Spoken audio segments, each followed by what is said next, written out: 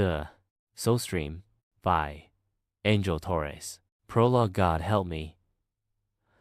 I love him so much, but I can't do this anymore. I have to think of our baby. I'm 24 weeks now, and I have to do something while I still can. He's out working, which is why I can't be here anymore. I don't want our baby to be born into this life, even if he is gifted. It's just too dangerous for us.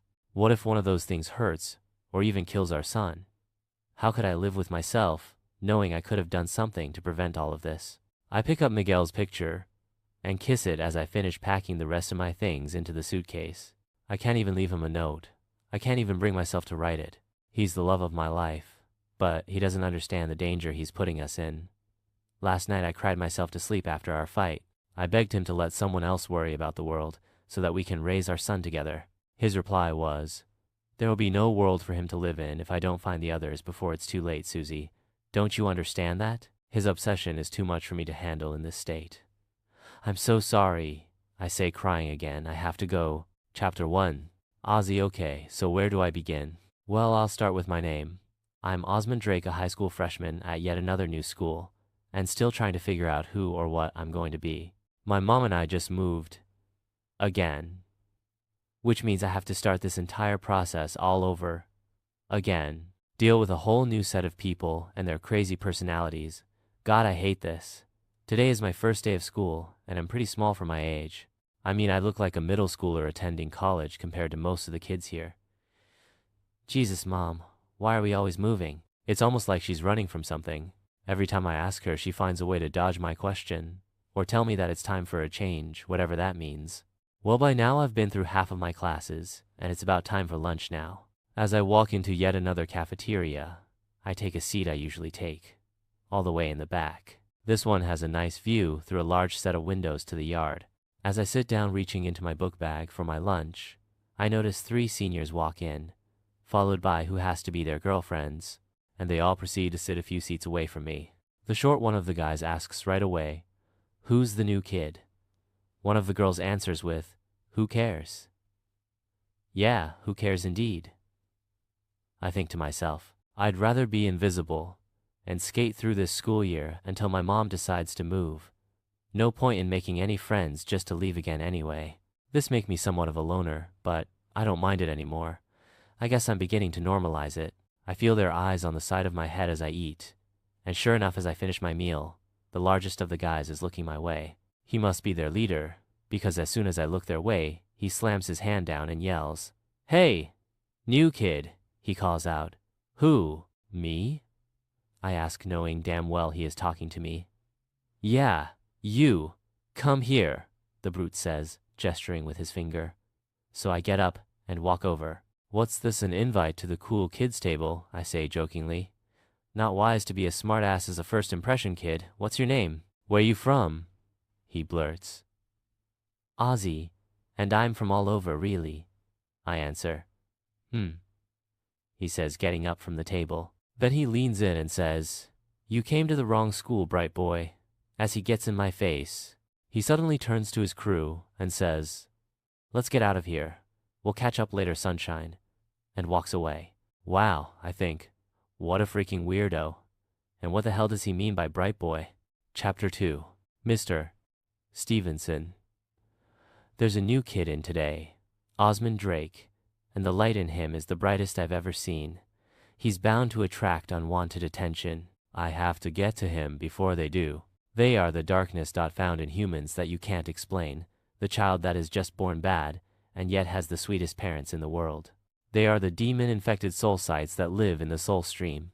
When a soul arrives to a human body, sometimes it carries a little companion called a soul site. Like all soul sites, they come from the Soulstream.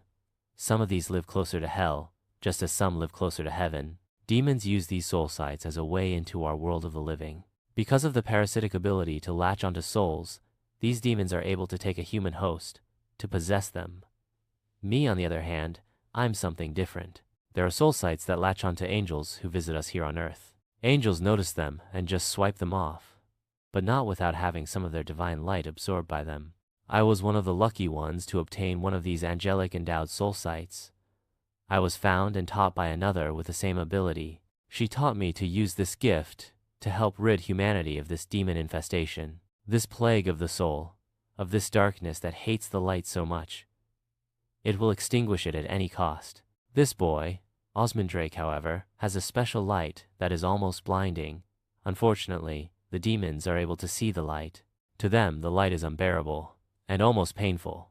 That's why I have to get to this boy, explain to him his gift, and the responsibility he has to this world. It's a tiring endeavor, I know, but that's why we're here. I've traveled from town to town as a substitute teacher, hunting down these infestations. I've been here a couple of weeks now, and haven't found one yet. Fortunately for me, I'm able to control the shine of my angelic light, so not to give myself away too soon. I do believe that there are several demons in this school alone, but they've yet to reveal themselves. Chapter 3. Ozzy. Arg. God. My birthmark has been itching me like crazy today. I have this crazy mark under my armpit. That is the weirdest thing I've ever seen on anyone. My mom says that it means I'm special. Weird, right? Oh well, the day is finally almost over now. I'm down to my last class now, science. Mr. Stevenson is the teacher. Oddly enough, he was also my homeroom teacher earlier this morning. The other students say he's just a substitute. He's tall, blonde, and maybe about 225 pounds or so. Doesn't say much, just gives out assignments and watches the class. I can't help but feel like his eyes are always on me, so I just bury my head into my work and hope the day will end quickly. Before I know it, the bell rings, and I lam out the door on my way back home.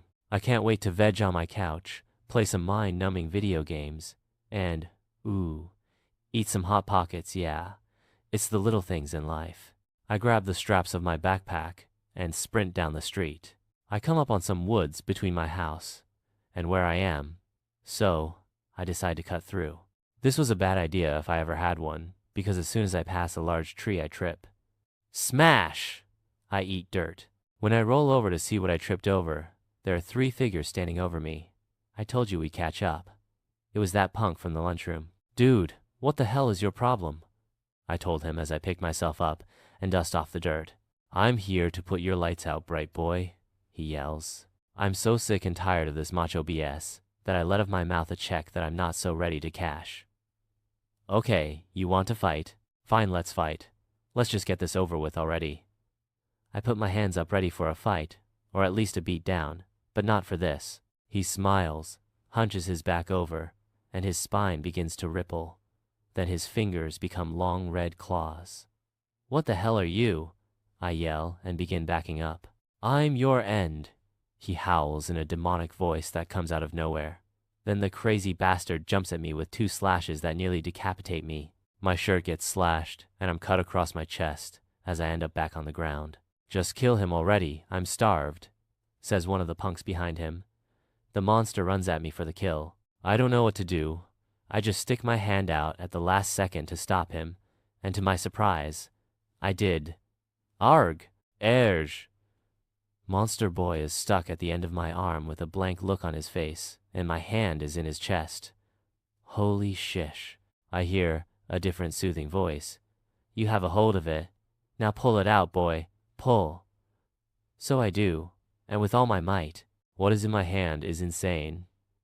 It is a dark purple-looking slug-like creature with jagged teeth. Oh, yuck, man, I say, smashing it on the ground. The other 2 boys morph into similar monstrous freaks and turn to attack someone. What the? Mr. Stevenson? With one hand, the sub draws a cross of pure light in mid-air and sends it flying towards the monster boy on his right. The cross wraps around his body and holds him as he drops to the ground. It burns! It burns! He yells. Aha! Growls the last monster, slashing wildly at Mr. Stevenson. Left, right, the sub dodges.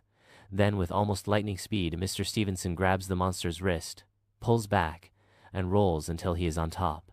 Stevenson headbutts, then jabs his right arm into the monster's chest, pulling another slug out. The creature reverts back to human form and falls unconscious. The bound monster is still struggling to get free as Mr. Stevenson walks up to him. Are there any more of you? He asks the creature. You'll never know, it replies. Oh, but I will, exclaims Mr. Stevenson as he digs his hand into the monster's chest, reverting it back into one of the bullies. Did I just witness a triple exorcism? Mr. Stevenson turns to me and notices my birthmark right away. You bear the mark of Michael. The what? I asked. Never mind, boy. Come, he says, lending me his hand to help me up. What are those things? I ask him in utter shock and confusion. Those, my boy, are demons, and you have a lot to learn.